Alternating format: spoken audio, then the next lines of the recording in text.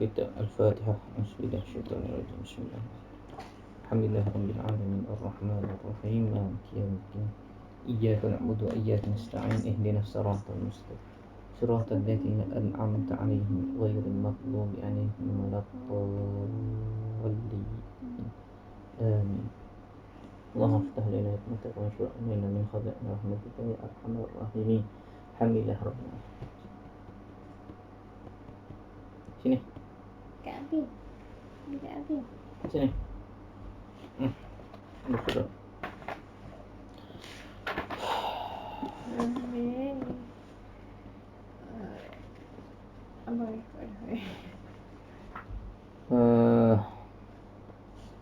Yang pertamanya kita syukur pada Allah Subhanahu Wa Taala kerana masih lagi diberi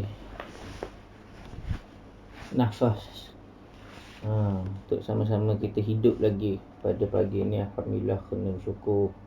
Bangun kena syukur, tidur kena syukur. Kena banyak syukur pada Allah Subhanahu Wa Taala di atas segala kenikmatan yang Allah berikan. Ada orang yang tak boleh tidur, yang susah hidup. Tak boleh tidur sampai ke pagi. Jadi kita ni yang mudah tidur lah. Boleh lah pukul 2, pukul 3 ke. Kalau tak boleh, ada 1, 2, 3 hari yang tu tak apalah, boleh juga tidur. Ada orang sampai ke pagi tak boleh tidur. Tu nikmat dia tak dapat situ. Kita dapat nikmat tidur, dapat nikmat bangun pagi awal dan sebagainya, dapat subuh jemaah. Tu kita banyakkan mengucapkan syukur pada Allah Subhanahu Wa Taala. La in syakartum la azidannakum. Bila kita banyak syukur, ucap syukur pada Allah, insya-Allah Allah tambah nikmat dia. Apa dia terkandung dalam doa-doa dia dah. Doa kita doa baliklah doa tu balik.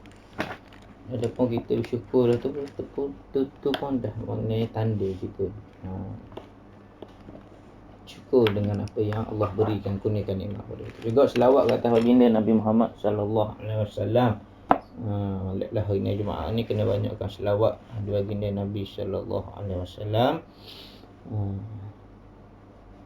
Kalau boleh tak kurang daripada 1000. Tak kurang daripada 1000. Amalkan 1000 sehari. Itu paling kurang lah, paling kurang. Nak lebih tak ada masalah. Sebab kita pun dalam musim, maknanya duduk rumah saja, kita banyak selawat. Lainlah kalau makna kata sibuk dengan kerja ke apa, tu pun tak ada masalah sebenarnya, sibuk dengan kerja ke apa.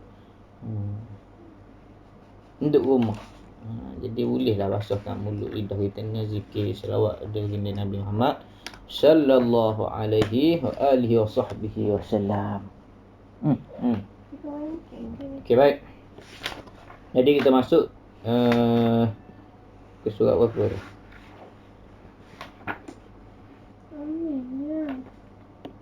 Ke surat 63 22. Okey, muka surat 62. Iaitulah dalam bab yang lepas kita mengaji berkenaan dengan pengertian hijrah. Sekarang kita masuk pula dalam pengertian dunia dan seisinya yang berada di dalamnya, dunia. Carakan tentang hadis Umar bin Khattab radhiyallahu anhu. Nabi Amirul Mukminin Amirul Mukminin Abi Hafsin Umar bin Khattab radhiyallahu anhu qala sami'tu Rasulullah sallallahu alaihi wasallam yaqul innamal a'malu binniyat wa innamal likulli imri'in ma nawa faman kanat hijratuhu ila Allah wa rasulih fahijratuhu ila Allah wa rasulih wa man kanat hijratuhu ila dunya yusibuha aw imra'atin yankihuha fahijratuhu ila ma hajar ilaih atau kama qala Nabi sallallahu alaihi wasallam. Okey, baik, jadi baca. Baca 62. Siapa ini? Baik. Pengertian dunia. Kehidupan sekarang adalah di dalam dunia. Menurut pengajaran Islam, dunia bagi orang Islam adalah sebagai alat, bukan tujuan. Iaitu alat untuk menyampaikan kepada tujuan akhir di akhirat.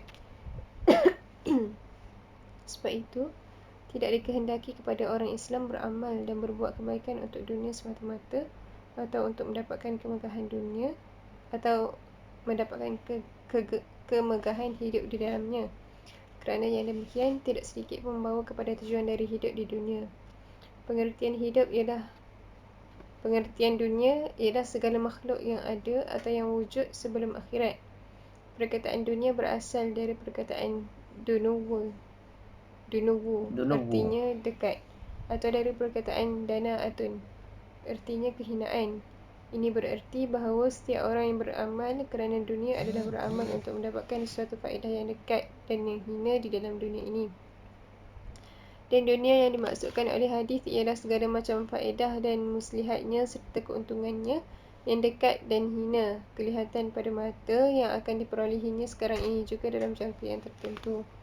Perkataan dunia adalah umum, iaitu meliputi apa sahaja yang ada, termasuklah makhluk manusia. Dalam hadis disebutkan satu jenis pasangan hidup orang lelaki iaitu orang perempuan yang menjadi niat dan qasad orang yang berhijrah sebagaimana yang telah diterangkan. Sebutan ini sesuai dengan kejadian itu lagi mengandungi pengertian bahawa menyebut perkataan perempuan secara khusus, padahal ia telah masuk ke dalam pengertian dunia. Memberi pula suatu kesimpulan, iaitu orang perempuan adalah di antara bilangan syahwat yang disukai manusia, dan ia terletak pada kedudukan pertama di antara segala macam syahwat sesuai dengan firman Tuhan. A'udzubillahi minasyaitanirrajim. Zuyyina lin-nasi hubbus syahawat. Ini dihiaskan kepada manusia kesukaan pada syahwat, iaitu orang perempuan. Di sini timbul suatu pertanyaan mengenai perkahwinan sebagaimana yang diterangkan di dalam hadis. Pertanyaan ini ialah, bukankah perkahwinan satu daripada tuntutan syarak? Yang demikian, mengapakah pula dikatakannya daripada tuntutan dunia dan dicela? Jawapannya ialah bahawa walaupun perkahwinan dari tuntutan syarak, tetapi kerana lelaki itu menampakkan hijrahnya kerana Allah, padahal hatinya tidaklah demikian. Hijrahnya ialah kerana hendak berkahwin dengan perempuan dan dia bersengaja menyembunyikan niatnya yang berlainan dengan maksud hijrahnya. Kerana itu perkahwinan itu dikatakan tuntutan dunia serta dicela. Okey, baik. Jadi kita masuk nak dengar aja. Lagi lah. Sini. Baik, termasuk dalam bab yang menceritakan berkenaan dengan pengertian dunia. Pengertian dunia. Baik, dunia yang diertikan iaitulah yang disebutkan kehidupan sekarang inilah. Kehidupan sekarang. Seperti mana yang kita tahu, banyak perbahasan ulama ada di kalangan mereka yang menyebut ada 4 fasa kehidupan. Ada yang disebut 4 fasa alam, ada 5 fasa alam. Yang kita ambil pada pagi ni insya-Allah ada yang mengatakan bahawa ada 5 alam ini. Yang pertamanya yang disebut iaitulah alam yang dinamakan dengan alam arwah, iaitu alam yang belum lagi kita dibentukkan dengan fizikal, tak ada bentuk lagi. Kita pun tak tahu lagi kat mana. Dia alam arwah nama dia. Tu yang pertama.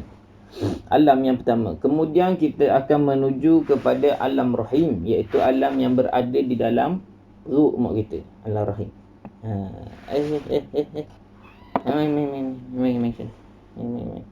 Alam rahim sini.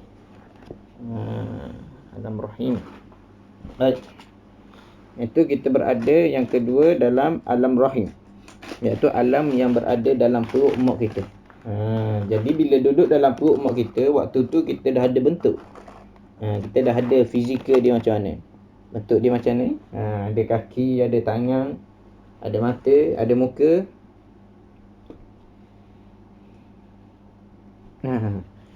Ada kaki.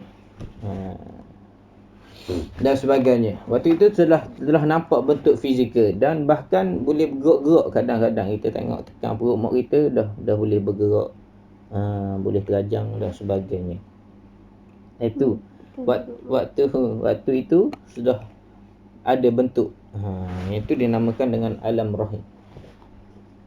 Yang ketiga, selepas daripada alam perut mak kita itulah kita akan keluar menuju ke alam dunia. Alam yang disebut dalam Al-Quran, dalam suratul Hadid disebut a'lamu annamal hayatid dunya la'ibun wa lahwun wa ila akhir ayat. Ayat tu ada panjang ni.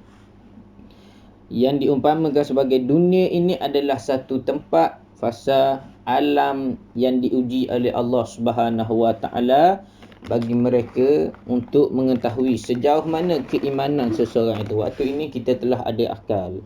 Waktu ini kita telah ada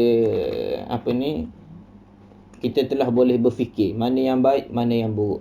Maka dunia ini dijadikan, disebut dalam Al-Quran, di antaranya disebut permainan. Sebab tu pengertian tadi, salah satunya disebut iaitu dana'ah, iaitu diartikan dengan kehinaan. Permainan, maknanya permainan apa? Di sana juga disebut perhiasan, walahun, wazinah. Perhiasan, permainan, satu tempat yang kalau kita tak guna sebaiknya, maka dia akan memberikan satu kemudaratan pada alam yang seterusnya. Bahkan di atas alam dunia juga Allah boleh tunjukkan balasan di atas keburukan yang kita lakukan. Maka dunia ini bila disebut begitu, maknanya dunia juga bukan alam yang kekal. Sama juga alam yang sebelum daripada alam rahim ke apa, bukan tak kekal juga. Sampai masa kita akan keluar. Selepas daripada itu, barulah kita akan menuju kepada alam yang seterusnya, iaitulah alam yang disebut dengan alam alam apa ni? Alam apa seterusnya? Alam bangun tidur. Itulah yang disebutkan dengan alam barzah. Waktu itu kita akan berdepan dengan para malaikat, di antaranya malaikat muka nakir. Kita akan disoal oleh Allah Subhanahu Wa Taala. Akan disoal oleh para malaikat dalam itu. Sebab itulah waktu itu yang kita sebut sebelum daripada ini, nak dapat peguam yang cantik.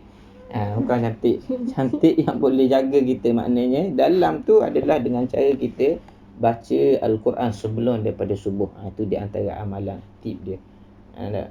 Sebut oleh Allah Subhanahu Wa Taala, apa ni ayat dia? Lupa apa ayat Al-Quran. Ada punch je. Lupa. Bacalah Al-Quran sebelum daripada innal Quran al-fajr kana mashhudan. Quran yang dibaca sebelum daripada fajar ini, sebelum ada subuh, terbitnya fajar ini, maka dia akan menjadi peguam. Dia akan bantu kita saat mana kita disoal di dalam alam barzakh dengan muka nakir nanti. Itu di antara amalan yang kita boleh lakukan. Sebab tu jangan tinggal Quran ni. Waktu afdal itu dia 2/3 malam tu, sebelum daripada subuh. Baik, selepas daripada itu kita akan menuju kepada alam yang paling terakhir. Sebab itulah alam ini disebutkan dengan alam akhirat, pengakhiran. Tak ada lagi dah. Bila sebut akhir, tak ada lah. Bila kita sebut akhir, maka tak ada dah alam selepas daripada itu. Alam itulah alam yang di mana di dalamnya ada hisab, perhitungan di antara amal yang baik dan amal yang buruk yang kita lakukan di atas dunia untuk dibawa kepada alam akhirat. Ditentukan ke mana tempat kita, sama ada di antara dua saja, syurga, neraka. Akhir sekali dia akan masuk. Mereka yang dia sebut adalah hadis, dia ada di pertengahan tu, dia menunggu syafaat Nabi sallallahu alaihi wasallam. Sampai masa dia akan dimasukkan sama ada syurga ataupun neraka juga akhir sekali. Maka mereka yang disebut dalam banyak Al-Quran, ayat Al-Quran disebut bahagian siapa yang masuk dalam syurga disebut dengan perkataan khalidina fiha abada, ataupun ayat-ayat yang seumpama dengannya yang menunjukkan bahawa bila masuk saja dalam syurga maka dia akan kekal selamanya. Begitu juga sebaliknya, kalau masuk saja dalam neraka, sama juga mereka akan kekal selama-lamanya, melainkan dengan syafaat baginda Nabi SAW, dengan kekuasaan Allah Subhanahu Wa Taala, pertolongan Allah. Itulah yang cerita dalam pengetahuan Allah Subhanahu Wa Taala. Wallahu a'lam. Kita tak tahu. Okey. Maka itulah alam terakhir kita. Maka kita sekarang berada di alam yang ketiga, iaitu alam dunia, yang di sana juga dibahas para alim ulama, ada beberapa fasa dia. Di antaranya disebut ada 4 ataupun 5 fasa. Maka kita ini berada di fasa yang keempat daripada yang kelima. Fasa yang keempat daripada yang kelima, iaitulah fasa sebelumnya pemerintahan Imam Mahdi. Sebelumnya satu pemerintahan yang bersifat keamanan, yang membawa kepada kejayaan umat Islam, yang membawa kepada kejayaan umat pada waktu itu, iaitu pemerintahan Imam Mahdi selepas daripada keluarnya Dajjal.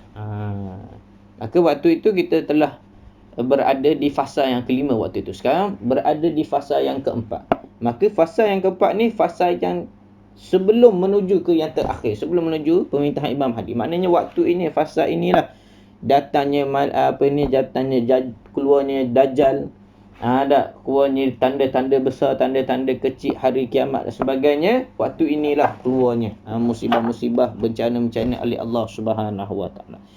Maka itulah disebutkan pasal apa sekarang ni, turunnya musibah, banyak musibah, di antaranya inilah COVID-19 ni bukan bencana alam ataupun bukan kebetulan.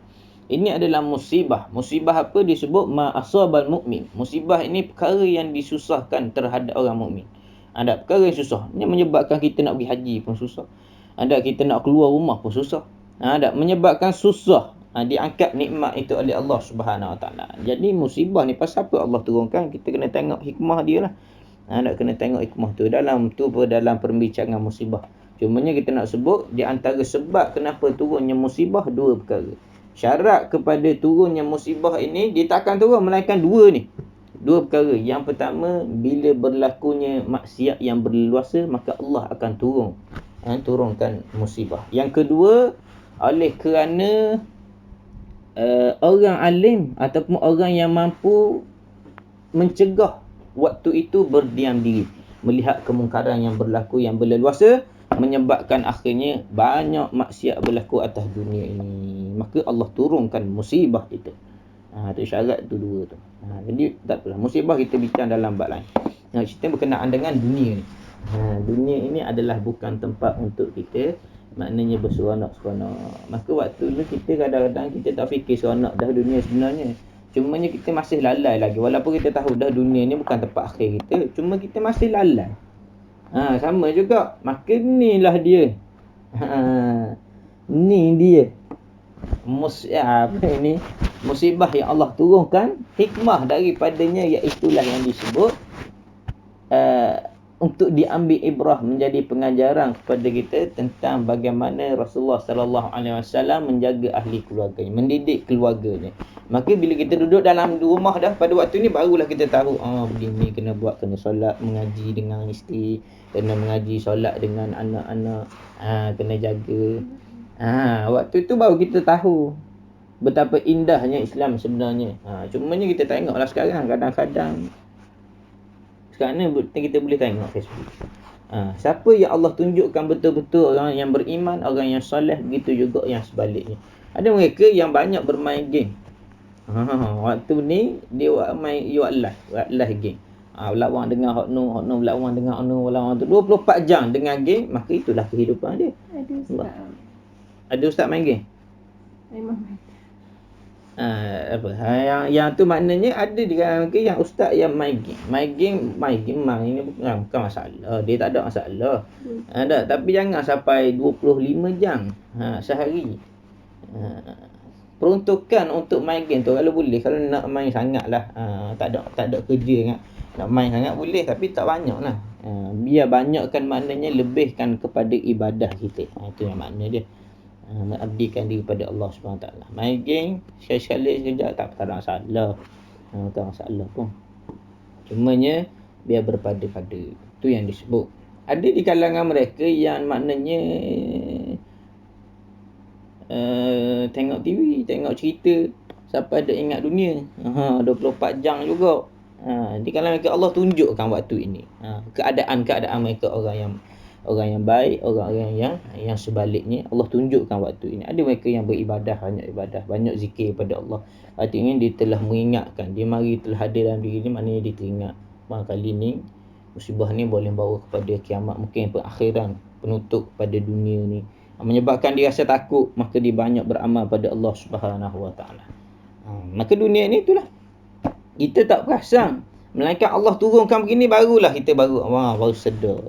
Baru rasa rupanya ada hikmah. Sebab itulah Allah sebut supaya cari hikmah di atas segala musibah yang Allah turunkan ini. Cari hikmah dia. Boleh buat buku. Nanti buat keluar buku. Saya main buku penulisan. Buat satu ibrah COVID-19. Itu memang padu.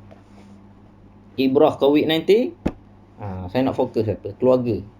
Menurut untuk keluarga. Kalau nak tuju pada student, ibrah COVID-19 menurut pandangan student, pelajar.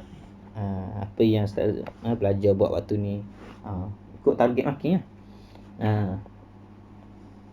Minta maaf. Kata pula.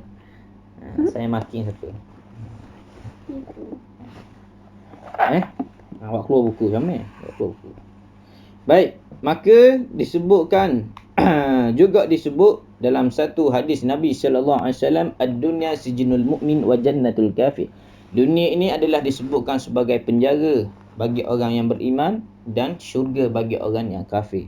Sebab itulah dia penjara bagi kita orang mukmin. Penjara ni erti kata lain iaitu kita mesti mengikut peraturan yang telah ditetapkan oleh Allah SWT. Abang cerita dah siapa gak tu. Siapa gak mari gotong royong nanti. Abang cerita dah kuliah kan dengar. Ada dengar pasal Pak Gak yang duduk sebelah abang tegur dia tu masa waktu gotong royong. Tak pernah. Ada satu sekali tu dia mari duduk sebelah abang. Duduk sebelah Pak Gak ni. Dia duduk sebelah abang tu, abang pun tegur dia. Abang tanya ada kes ke benda. Baik cengang tengok gitu. Saat ni tengah gotong royong. Belajar anak-anak ni duduk gotong royong. Bila gotong royong, tak abang tanya dia. Ada kes ke? Dia kata tak ada kes, kata saja mari tengok. Dia kata teringat waktu dia dulu, zaman dia dulu, dia kata. Zaman dia. Abang pun tanya dah dulu tafih mana? Abang tafih mana dulu? Tu dia kata dia bukan tafih, dia banduan. Dia kata bukan banduan, dia kata bukan tafih, tapi dia kata dalam penjara dia cerita. Dia cerita abang kata dalam penjara gini asal dia kata kena bersih kawasan tempat dia tu, kena hidang makanan, kena masak, tu kena ngaji pun kena ngaji, dia kata Ustaz dalam ni. Jadi tak maknanya dak nak buat jahat tu kata dak dang, dia kata. Bila mana duduk dalam penjara tu. Jadi tu yang kita nak gambarkan bila duduk dalam penjara ni, jangan kita fikir jahat aje. Ada hikmah dia. Orang yang duduk penjara ni tahu. Dalam penjara maknanya dia sampai tak sempat dia nak buat kejahatan kerana peraturan yang mengikat dia. Maka gitu. Biasa banduan jadi gap biasa. Banduan bukanlah susah sikit lah nak dapat kerja bila latar belakang dia gitu. Pak Gak mudah lah kerja-kerja dia tu. Dia tahu lah. Duduk dalam berdepan dengan polis apa dalam jaga. Dia tahu lah kena nak kena kerja ke nak apa. Jadi tu dia nak gambarkan analogi dia samalah dengan kita. Ini disebut orang mukmin ni dunia ibarat penjara bagi kita. Maknanya bila duduk atas dunia kena lakukan amalan kerana telah ada peraturan yang Allah telah tetap dalam Al-Quran, dalam hadis sebagainya. Allah telah tetap, maka kita tak boleh ikut suka hatilah nak buat, kena mengikut apa yang telah ditetapkan oleh syariat Islam, apa yang telah ditetapkan oleh Allah Subhanahu taala, apa yang telah dibawa dan diajar oleh baginda Nabi sallallahu alaihi wasallam. Maka kena buat tu mengikut apa yang telah ditetapkan. Ni makna penjara. Ni makna penjara. Sebab dunia ini tak ada lah nikmat dia tu kalau nak disebut di sisi Allah Subhanahu Wa Taala itu sangat sikit lah. Nikmat itu satu benda yang nikmat pula. Dunia itu satu benda yang sangat nilainya kecil di sisi Allah Subhanahu Wa Taala. Lau kanatid dunya tazinu indallah junahan ba'udah ma saqa kafiran minha syurbatul ma', disebut oleh dalam satu hadis ataupun dalam satu perkataan ulama hadis lah. Ada disebut kalaulah dunia ini ada nilaiannya. Dunia ni kalau ada nilaiannya di sisi Allah Subhanahu Wa Taala, walaupun disebut setimbang sayap nyamuk. Mana sikitnya nilaian dunia ni. Nak gambarkan kalau ada sikit nilaian dunia ini walaupun setimbang sayap nyamuk. Setimbang sayap nyamuk besar mana sangat nyamuk. Nyamuk kecil. Besar tulisan tu je. Tu nyamuk. Sayap lagi sayap lagi lah kecil. Tu nilaian dunia di sisi Allah Subhanahu taala. Kalau ada, disebut dah hadis tu, kalau ada maka Allah tidak akan menuangkan walaupun sedikit pun ataupun tidak akan menuangkan seteguk air kepada orang kafir. Tak menunjukkan Allah nak gambarkan bahawa dunia ni tak ada sebenarnya nilaian di sisi Allah Subhanahu Wa Taala, sehingga kan orang kafir, orang Islam, orang buat maksiat semua Allah berikan ganjaran di atas dunia. Kenapa tak ada nilai? Nak duit, ambil duit. Nak harta, ambil duit. Nak kekayaan, ambil. Nak keseronokan atas dunia, ambil. Mau kafir ke apa, mau murtad, mau gila, mau nak main tina, mau nak couple, Mu nak tak kira lah mu nak mende pun, mu nak seronok atas dunia, mu nak megah, mu nak orang tahu, mu nak tunjuk mu hebat, mu nak mende, ambil kemu belaka. Nak jawatan, ambil kemu belaka. Sampai saat ditarik nyawa oleh Allah Subhanahu Taala, maka nilaian itu semua kosong. Dia tak dibawa, dia ditinggalkan di atas dunia ini. Maka itulah dia dunia yang disebut nilaian di sisi Allah Subhanahu Taala. Tak ada nilai. Kalau ada nilai, Allah tak beri rezeki pada orang kafir. Maknanya sampai tahap tu Allah nak bagi tahu nilaian dunia ini, sehingga kan Allah beri. Maka Allah ini Ar-Razzaq, disebut wa ma min dabatin fil ardi illa 'ala Allahi rizquha. Allah tidaklah ada satu pun binatang yang hidup di atas dunia melainkan semua Allah dah tentukan rezeki. Allah beri rezeki pada mereka. Apatah lagi kita manusia, lebih lagi disebut ahsanut taqwim, sebab ciptaan. Maka khalifah yang disebut oleh Allah SWT, lebihlah lagi Allah beri rezeki pada kita. Ni dunia, nak kabur dunia itu, dan Allah ini sangat murah hati bagi semua pada kita. Cuma kita tak hati syukur dengan apa yang disebutkan oleh Allah Subhanahu, yang diberikan oleh Allah Subhanahu. Sebab itulah kena ada dalam diri kita ni al-qanaatu bil qalil, iaitu merasa cukup walaupun sedikit. Maknanya kita hidup tak adalah ada kolang ke apa rumah kita, tak adalah kaya aja mewah rumah kita besar, tak. Tapi cukup, rasa cukup dengan apa yang Allah telah berikan sikit pada kita, itu tanda orang yang beriman. Okey. Yang keseterusnya disebut dunia umumnya itu iaitu meliputi apa saja yang ada, termasuklah makhluk manusia. Maka dunia pun makhluk. Sebab yang bukan makhluk iaitu Allah SWT. Masiwallah. Makhluk ini Allah ini bukan makhluk. Maksudnya semua yang lain selain Allah itu makhluk. Itu makhluk.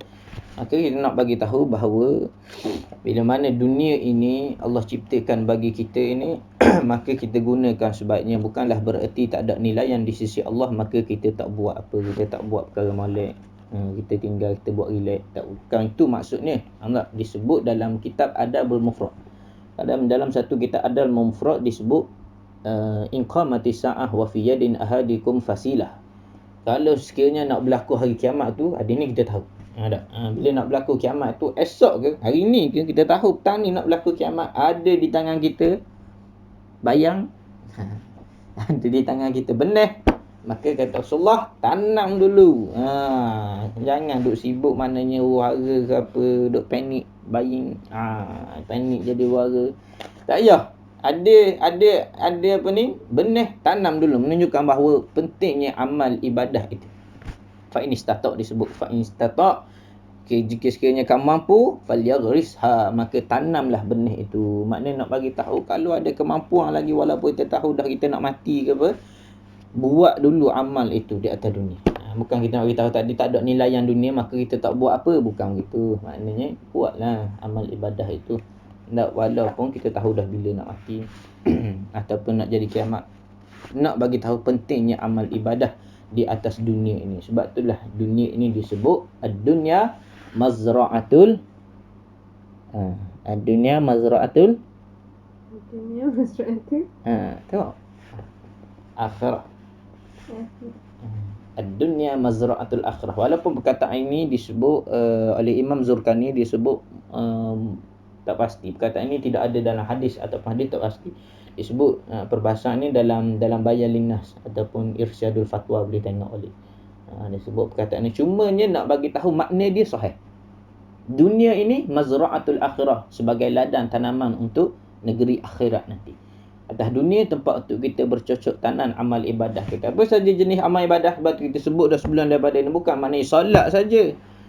Bukan maknanya puasa saja amal ibadah. Buat baik kepada orang, berjalan dengan niat kita letak ibadah pada Allah kerana Allah, kita masak kerana Allah, kita bersih kerana Allah, kita jaga kucing kerana Allah.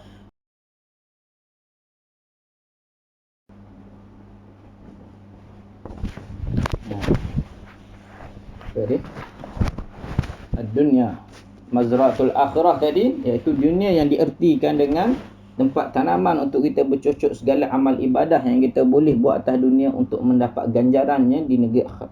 Mazra'ul akhirah itu iaitu yang disebut dengan gaji kita.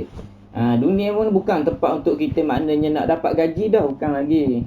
Dunia bukan tempat kita nak ambil gaji lagi. Ini dari sudut konteks amal ibadah tu. Bukan nak dapat gaji lagi, bukan nak dapat kesenangan, apatah lagi nak dapat kemewahan, kemegahan. Nak ditunjuk-tunjuk amal ibadah kerana nak dipuji, bukan. Dunia bukanlah tempat itu. Dunia bukanlah tempat untuk kita ambil hasil ataupun gaji kita. Nanti gaji, hasil kita nak dapat iaitu disebut mazra'atul akhirah. Tempat dia di negeri al-akhirah. Di tempat itu paling terakhir. Penutup bagi segala alam ini iaitulah akhirat nanti. Itu tempat kita. Maka buatlah. Apa jenis amalan kita boleh buat, buat. Bagaimana kita boleh buat, buat. Ada mak ayah, kita tolong mak ayah. Ada mak ayah, kita call. Telefon, nak bagi tahu maknanya, tanya khabar dan sebagainya. Buat baik. Dia orang lelaki ni, tempat dia surga iaitu mak ayah dia. Ada perempuan, isteri untuk suami tu. Anda kena lebihkan tu, jagakan tu. Dalam bab ihsan itu kena jagalah. Maka yang pentingnya amal ibadah kita atas dunia ini yang kita lakukan, jangan mengharap balasannya di dunia semata, tapi haraplah dia juga di negeri akhirat nanti. Jangan sibuklah kita nak dapat kemegahan apa dengan amalan kita, nak dapat kepujian. Tak payah. Yang penting kita buat atas dunia, kerja kita iaitu amal ibadah. Buat je apa segala jenis benda yang baik yang kita boleh buat, selagi mana boleh buat, kita buat kerja kita tu. Sampai masa Allah akan masyhurkan kita. Jangan duk sibuk kita cari masyhur kan. Kita buat kerana nak masyhur, tak payah. Kita buat ini sampai satu saat kerja kita buat je. Sampai satu saat Allah akan masyhurkan kita. Dengan amal-amal ibadah yang kita buat di dunia. Kalau tak di dunia, di negeri akhirat, yang itu lebih baik. Yang penting kita masyhur, kita nak masyhur di negeri akhirat dengan amal-amal ibadah yang kita lakukan ini. Dunia bukan tempat kita. Kita nak bagi orang Islam ini, dia fikir khusus untuk negeri akhirat. Maka itulah sedikit yang boleh dikongsikan dalam bab pengertian dunia ini. Sikit dah pagi ni, setengah jam. Kita nak kalau boleh nak spesifik dengan setengah jam kita punya kuliah pagi ni, surat pagi ni. Maka kesimpulan yang disebutkan tadi iaitulah kena adalah letak dalam diri kita ini lawanan bagi sifat yang buruk yang kita duk sebut cela ni, iaitulah zuhud. Mesti kena ada sifat zuhud dalam diri kita, iaitu orang yang tak nak terikat sangat dengan dunia ni. Orang yang tak mahu terikat, mana buat satu perkara nak dunia, buat satu dunia nak dapat kepujian, buat satu dunia kerana ada orang tu, buat sesuatu itu kerana nak tunjuk pada itu, buat sesuatu itu kerana dapat puji orang. Itu orang nak terikat dengan dunia. Nak buat benda tu kerana nak manfaat, nak projek dan sebagainya. Maka ini yang disebut nak projek, nak jawatan. Dah kira lah, inilah yang disebutkan orang yang mengharapkan balasan dunia tak. Kita ni yang disebut dengan zuhud, iaitulah bererti dia orang yang tidak mahu terikat dengan dunia. Itu zuhud. Maknanya amal ibadah dia semua kerana akhirat, kerana nak dapat ganjaran di negeri akhirat. Wallahu subhanahu wa ta'ala a'lam. Itu saja pagi ni. Ada soalan ke? Tak ada? Soalan yang berkaitan, yang tidak berkaitan? Tak ada? Ada. Okay, baik. Allah SWT a'lam. A'udzubillah syaitanir rajim. Bismillahirrahmanirrahim. Allahumma inna nas'aluka ilman nafi'a. Ya Allah, berikan ilmu yang bermanfaat buat diri kami ini. Ya Allah, wa rizqan thayyibah. Berikanlah rezeki yang baik untuk diri kami ini. Ya Allah, wa amalan mutaqabbala. Kau terimakanlah segala amalan yang kami buat pada pagi ini. Wassallallahu ala sayyidina Muhammad wa ala alihi wasallam. Alhamdulillah. Lagi amalan dia waktu ni. Amalan dia sikit, sebut sikit amalan dia. Waktu ni amalan dia apa? Hari Jumaat. Potong kuku. Buatlah hari ni, potong kuku, mandi sunat niat sunat hari Jumaat. Kahfi. Ni tu perbanyakkan sedikit selawat daripada biasa. Man salla alayya wahidah sallallahu alaihi biha asyara. Masa barang siapa yang ucap satu, nescaya Allah selawat pada dia 10. Man salla alayya asyara marrah sallallahu alaihi biha mi'ah. Bila kita selawat ke Nabi 10, maka Allah gandakan 100. Man salla alayya mi'ata marrah sallallahu biha alfan. Bila kita ucap selawat pada Nabi 100 kali, nescaya Allah selawat pula balas pada kita dengan 1000 kali selawat. Bila mana kita sebut man salla alayya alfan, 1000 kali kita selawat pada Nabi, bukan hari ni saja lah, tiap hari.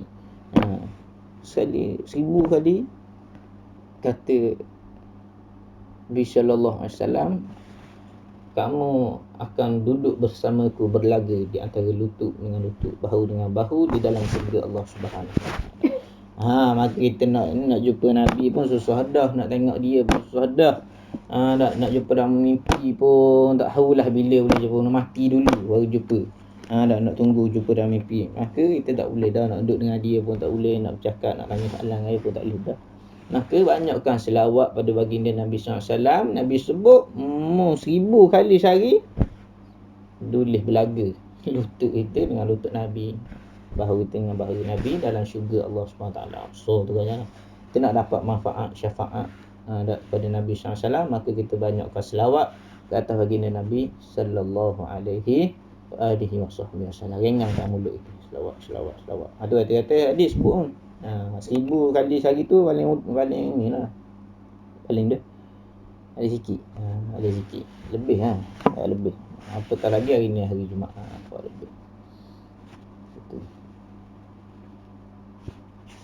siapa dengan zikir-zikir lain kot. Duha tu yang harian tu tetap kena buat.